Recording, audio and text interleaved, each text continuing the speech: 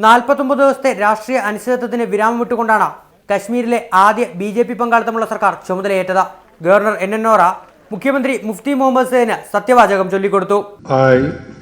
I, Mufti Muhammad Sayyid, do swear in the name of God that I will bear true faith and allegiance to the Constitution of India. BJP നേതാവ് നിർമ്മൽ സിംഗിന് ഉപമുഖ്യമന്ത്രി പദം ലഭിച്ചു. മുൻ വിഘടനവാദിയും people's conference നേതാവുമായ സജാദ് ലോണും ഇന്ന് സത്യപ്രതിജ്ഞ ചെയ്ത ചുമതലയേറ്റ മന്ത്രിമാരിൽ ഉൾപ്പെടുന്നുണ്ട്.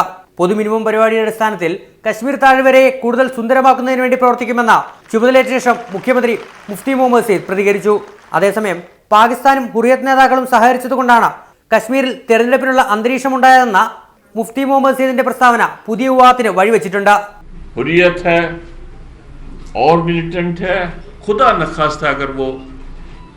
इसको कुछ करते, कुछ ऐसा काम करते, इतना चुनाव नहीं होता, लोगों का पार्टिसिपेशन नहीं होता.